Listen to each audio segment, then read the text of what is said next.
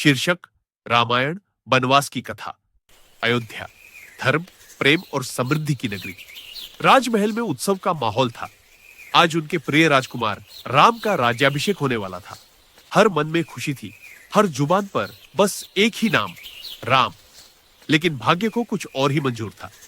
रानी कैकेयी, जो कभी राम से अत्यंत स्नेह रखती थी, अपनी दासी मंथरा के छलावे में आ गई।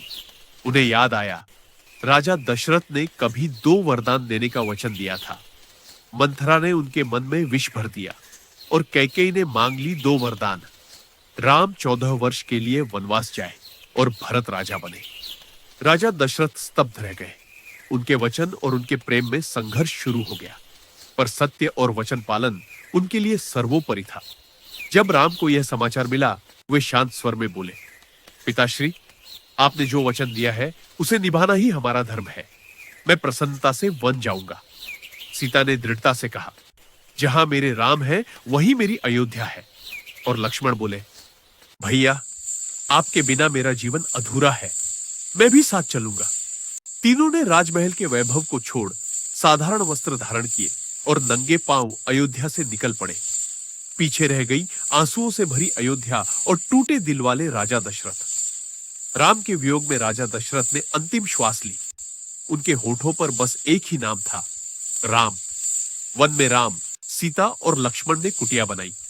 नदी किनारे वृक्षों की छाया में उन्होंने सादगी भरा जीवन अपनाया। कठिनाइयों के बीच भी उन्होंने धर्म, प्रेम और संयम की ज्योति जलाए रखी। उधर भरत जब अयोध्या लौटे और सारा सच जाना, वे व्याकुल हो उठे। उन्होंने सिंहासन अस्वीकार कर दिया और कहा, जब तक राम लौट कर नहीं आते, यह राजगद्दी नहीं, उनके चरण पादुका ही शासन करेंगी। 14 वर्षों तक अयोध्या ने अपने राम का इंतजार किया और वन बन गया उनकी परीक्षा का साक्षी। ये केवल वनवास की कथा नहीं थी, ये थी त्याग की, प्रेम की और धर्म की विजय की गाथा। यहीं से शुरू हुई एक राजकुमार की यात्रा, जो आगे चलकर बने मर्यादा पुरुषोत्तम श्री राम। यही था वह वनवास जिसने राम को ईश्वर बना दिया।